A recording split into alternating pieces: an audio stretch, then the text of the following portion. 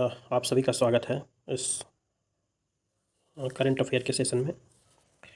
आज की सेशन की शुरुआत इस कोटेशन के साथ है कि मायने यह नहीं रखता कि आपने कितनी ऊंची सफलता पा ली, बल्कि महत्वपूर्ण यह है कि उस दौरान आपके अपने कितने साथ थे। बल्कि महत्वपूर्ण यह है कि उस दौरान आपके अपने कितने साथ खड़े थे। ठीक है, तो सही बात है। आज आप देखोगे लोग बहुत सफल हैं लेकिन अकेले हैं। ठीक है, सफलता कम मिले लेकिन उस सफलता को एंजॉय करने वाले लोग आपके साथ होने चाहिए।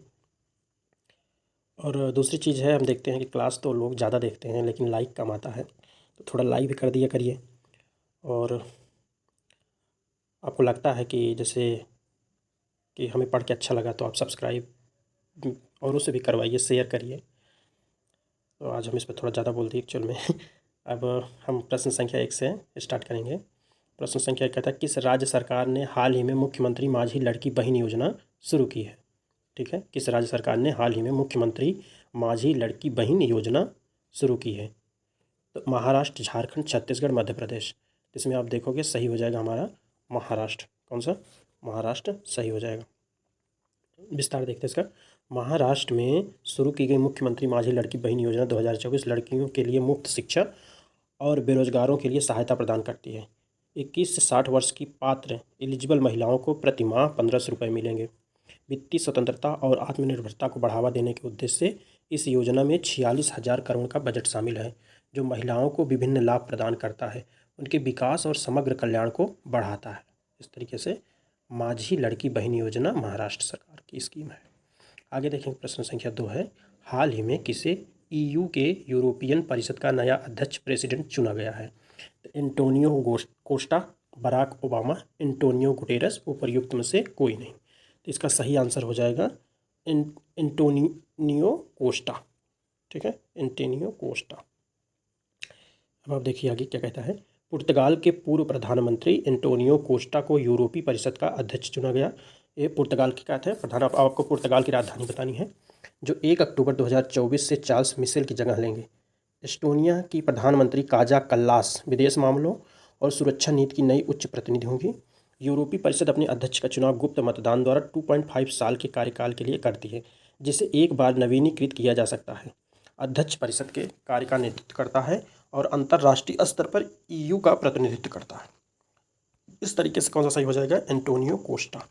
अब आप देखेंगे न्योमा चुशुल क्षेत्र, जो हाल ही में बाढ़ के कारण समाचार में था, किस राज्य केंद्र शासित प्रदेश से संबंधित है? आपको बताना है न्योमा चुशुल क्षेत्र। तो विकल्प दिया है लद्दाख, कश्मीर, हिमाचल प्रदेश, अरुणाचल प्रदेश।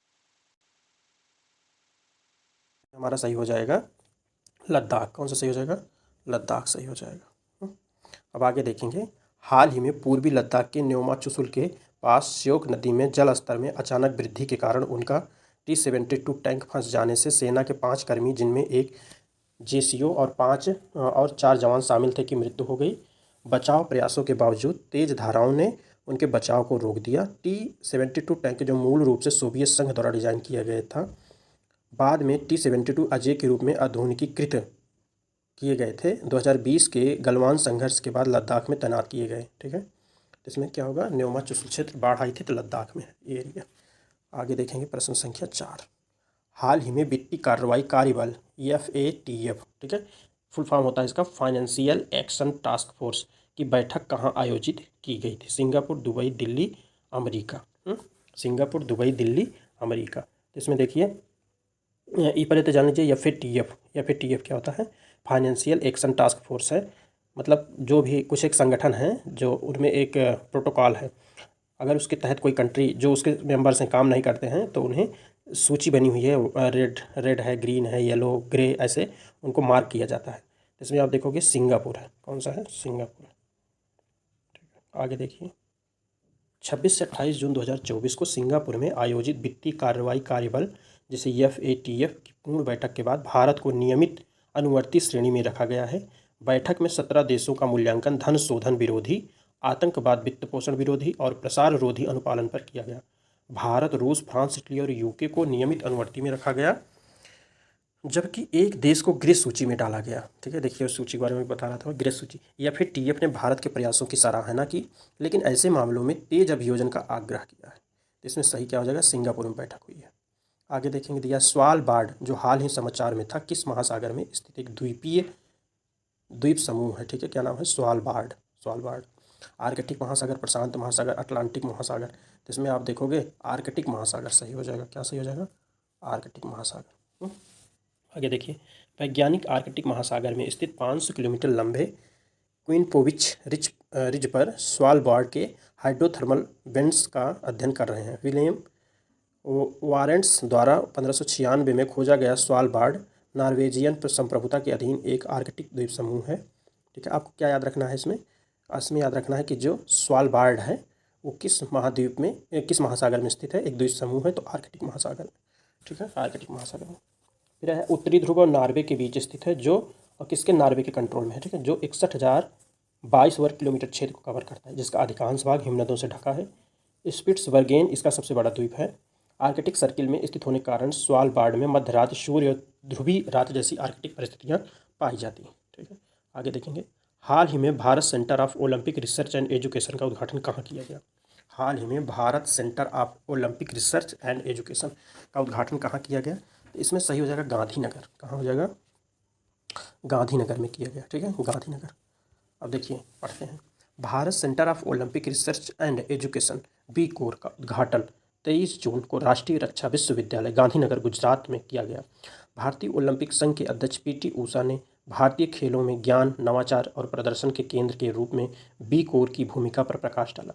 अंतर्राष्ट्रीय ओलंपिक समिति द्वारा आधिकारिक तौर पर मान्यता प्राप्त बी कोर एक शैक्षणिक केंद्र के रूप में ओलंपिक मूल्यों को बढ़ावा देता है। तो इसमें सही हो जाएगा Gandhinagar. Bharat centre of Olympic research and education, Gandhinagar. फिर आता है, हाल ही में समाचारों में देखा गया साइपान द्वीप किस महासागर में स्थित है? ठीक है, वो स्वालबार्ड था, ये साइपान द्वीप समूह। तो प्रशांत महासागर, ये उसी को पैसिफिक ओशन बोलते हैं। अटलांटिक महासागर, हिंद महासागर, आर्कटिक महासागर। तो आप देखोगे ये द्वीप पहले जानो चर्चा में, साइपान द्वीप, क्योंकि ये जूलियन असांजे एक नाम है। आप गूगल करिएगा जूलियन असांजे, बहुत इंटरेस्टिंग स्टोरी है इनकी, पढ़िएगा आप। तो जूलियन असांजे को क्या हुआ था, पहले तो इसमें जान लीजिए प्रशांत महासागर सही है। कौन सा सही है? प्रशांत महासागर। ठीक है, प्रशांत महासागर सही। हुआ क्या था, जूलियन असांजे अकेले एक केस में आरोप में दोषी होने और ऑस्ट्रेलिया लौटने के लिए उत्तरी मारियाना द्वीप समूह की राजधानी साइपान के एक न्यायालय में जा रहे हैं। पश्चिमी पैसिफिक ओशन में स्थित साइपान स्पेनिश, जर्मन और जापानी उपनिवेशवाद के इतिहास वाला एक अमेरिकी राष्ट्रमंडल है। पर्यटन, विशेष रूप से कोरिया और चीन से इसकी अर्थव्यवस्था को चलाया जाता है। यह चीनी नागरिकों को वीजा मुक्त प्रवेश की अनुमति देने के लिए प्रसिद्ध है। फिर आप देखिए, अंडर 17 एशियन रेसलिंग चैंपियन 2024 में भारत ने कितने पदक जीते हैं? ठीक है, तो इसमें 11 दिया है, 12 दिया, 22 दिया है। अब आप इसमें देखो कि 11 सही हो जाएगा। कौन सा सही हो जाएगा? 11 सही हो जाएगा। तो 11 पे हम टिक कर देंगे। भारतीय पहलवानों ने अम्मान, ठीक है, जॉर्डन की राजधानी में 22 से 24 जून को आयोजित अंडर 17 एशियन रेसलिंग चैंपियनशिप 2024 में 11 पदक, कुल कितना पदक? 11 पदक, जिसमें 4 स्वर्ण थे, 2 रजत थे, 5 कांस्य थे, जीते। उन्होंने पुरुषों और महिलाओं की फ्री स्टाइल और पुरुषों की ग्रीको रोमन श्रेणियों में प्रति प्रारूप 10 वजन वर्गों में प्रतिस्पर्धा की। यह आयोजन चल रही अंडर 23 चैंपियनशिप से पहले हुआ।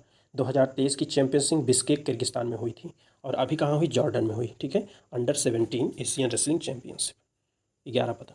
अब देखिए, हाल ही में 64वीं इंटरनेशनल शुगर ऑर्गेनाइजेशन काउंसिल की बैठक कहाँ आयोजित की गई? 64th इंटरनेशनल शुगर ऑर्गेनाइजेशन, नई दिल्ली, भोपाल, लखनऊ, गोरखपुर। तो इसमें सही हो जाएगा हमारा, कहाँ से सही हो जाएगा? नई दिल्ली में। कौन सा सही हो जाएगा? नई दिल्ली। तो नई दिल्ली को टिक मार देंगे। ठीक है, शुगर ऑर्गेनाइजेशन काउंसिल की बैठक 25 जून 2024 को नई दिल्ली में शुरू हुई, जिसकी मेजबानी वर्तमान अध्यक्ष भारत ने की। अच्छा हाँ, ये भी जान लो, जो ये एक संगठन है ना, उसकी अध्यक्षता, मतलब हर साल अध्यक्ष चेंज होता रहता है, तो इस बार भारत था, तो भारत इसकी अध्यक्षता की, इसलिए नई दिल्ली में ऑर्गेनाइज हुआ। जो पिछले साल लंदन में हुई बैठक में अध्यक्ष चुना गया था। दुनिया का दूसरा सबसे बड़ा चीनी उत्पादक और सबसे बड़ा उपभोक्ता है, जो वैश्विक उत्पादन में 20% और उपभोग में 15% का योगदान देता है भारत। अगला देखेंगे, किस मंत्रालय ने हाल ही में राष्ट्रीय स्टॉप डायरिया अभियान 2024 शुरू किया है? तो इसमें ऑप्शन आप देख लो, जब बीमारी से संबंधित है, स्वास्थ्य एवं परिवार कल्याण मंत्रालय ही शुरू करेगा, कोई ऑप्शन है नहीं, यही सही हो जाएगा। थोड़ा हम जान लेते हैं स्टॉप डायरिया अभियान क्या है।